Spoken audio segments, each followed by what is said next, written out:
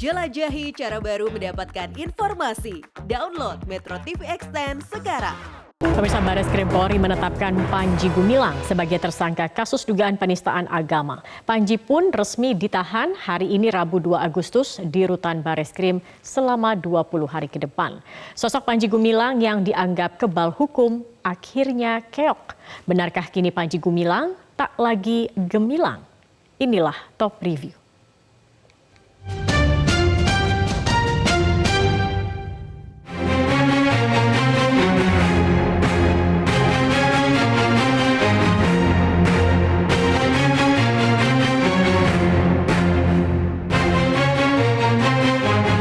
Pemimpin Pondok Pesantren Al Zaitun Panji Gumilang berpamitan kepada ribuan santrinya sebelum berangkat ke Jakarta memenuhi panggilan polisi Selasa 1 Agustus.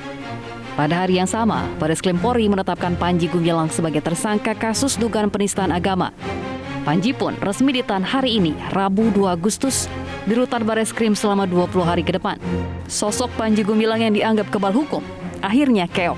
Panji dijerat pasal 156A tentang penistaan agama dan juga pasal 45A ayat 2 junto pasal 28 ayat 2 Undang-Undang Nomor 19 Tahun 2016 tentang ITE dan atau pasal 14 Undang-Undang Nomor 1 Tahun 1946 tentang peraturan hukum pidana dengan ancaman maksimal 10 tahun penjara. Kepala Biro Penerangan Masyarakat Divisi Humas Polri, Brigjen Pol Ahmad Ramadan menjelaskan, penahanan dilakukan penyidik usai merampungkan pemeriksaan Panji. Polisi juga menyebut alasan penahanan Panji karena dianggap tidak kooperatif selama pemeriksaan. Setelah ditetapkannya Saudara PG sebagai tersangka pada tanggal 1 Agustus 2023, penyidik telah melakukan pemeriksaan Saudara PG sebagai tersangka. Setelah dilakukan pemeriksaan, penyidik melakukan upaya hukum berupa penahanan sejak jam 2.00 waktu Indonesia Barat tanggal 2 Agustus 2023 dan dilakukan penahanan di Rutan Bareskrim selama 20 hari sampai tanggal 21 Agustus 2023. Kuasa hukum Panji Gumilang menilai penetapan tersangka terhadap kliennya bermuatan politis terkait Pondok Pesantren Al Zaitun. Ia pun menyatakan akan menempuh berbagai upaya hukum, mulai dari pra-peradilan hingga penangguhan penahanan untuk membebaskan Panji Gumilang. Kita sangat prihatin bagaimana tragedi kemanusiaan ini bisa terjadi di Bareskrim. Kita nggak paham, tapi kita dari awal sudah menduga bagaimana terjadinya kriminalisasi dan politisasi persoalan Pak Panji Gumilang ini. Segala upaya hukum yang memang itu diatur menurut hukum kita akan lakukan. Ya kalau itu memang kita perlukan, ya nanti akan kita tempuh. Akan coba didiskusikan ya, dalam pertemuan hari ini. Kami sudah diskusikan tentang segala hal yang terjadi kemarin dan hari ini. Kondisi kesehatan Pak Panji gimana? Penangguhan penahanan sudah kami sampaikan. Sampai saat ini secara tertulis belum ada jawaban. Ya kami tunggu, harapannya apa yang kami sampaikan ini bisa diterima atas dasar kemanusiaan. Terkait penetapan tersangka Panji Gumilang, Menko Polhukam Mahfud MD mengatakan pemerintah akan mengambil alih penyelenggaraan Pondok Pesantren Al Zaitun agar pendidikan para santri tetap terjamin. Kami sudah mengantisipasi untuk menjaga manajemen atau penyelenggaraan Pondok Pesantren Al Zaitun. Karena Pondok Pesantren Al Zaitun itu sebagai sebuah lembaga pendidikan pesantren itu tidak ada masalah, sehingga pemerintah memutuskan untuk menjamin kelangsungan pendidikan sesuai dengan hak-hak konstitusional para santri dan murid gitu. Sehingga kita juga sudah mengantisipasi, mungkin dalam waktu 1 hari ini saya akan segera mengadakan rapat dengan Menko PMK, dengan Menak, dengan Mendagri, dengan Menkumham, dan dengan Gubernur Jawa Barat. Sempat ramai menjadi perbincangan publik, ada kekuatan besar yang membackingi Panji Gumilang beserta pondok pesantren yang dipimpinnya.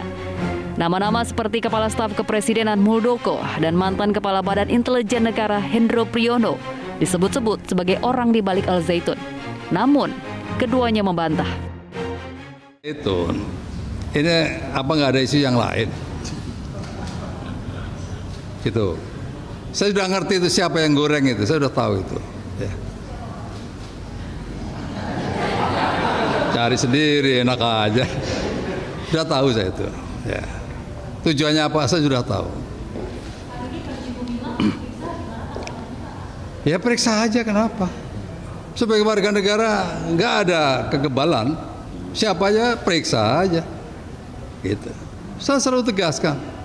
Dan saya sudah berbicara itu sama Pak Panji Gumilang. Lo macam-macam, gue orang pertama ya kan. Beresin.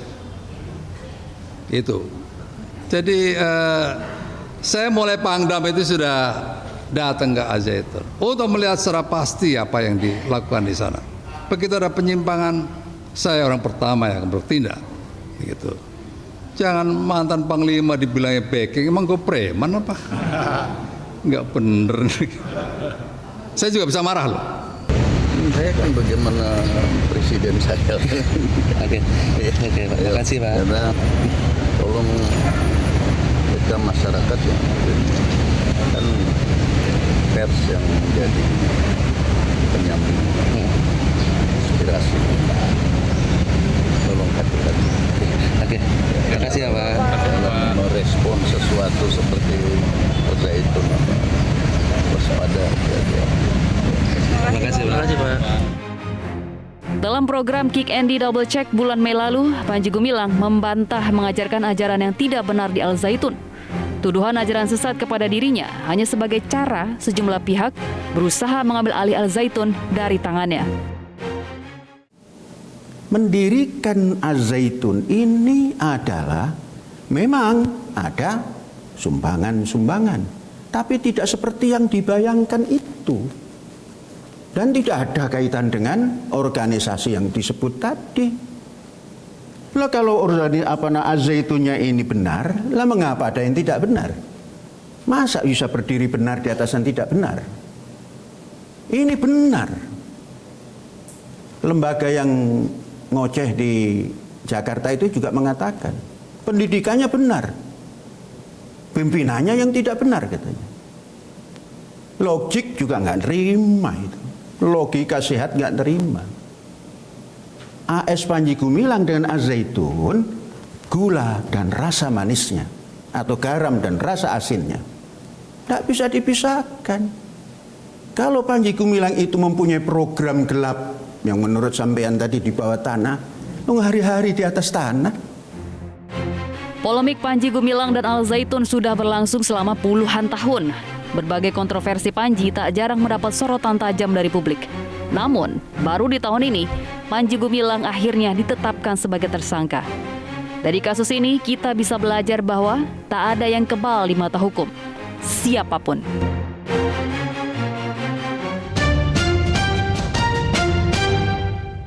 Cara mudah mendapatkan informasi dengan satu sentuhan jari. Download Metro TV Extend.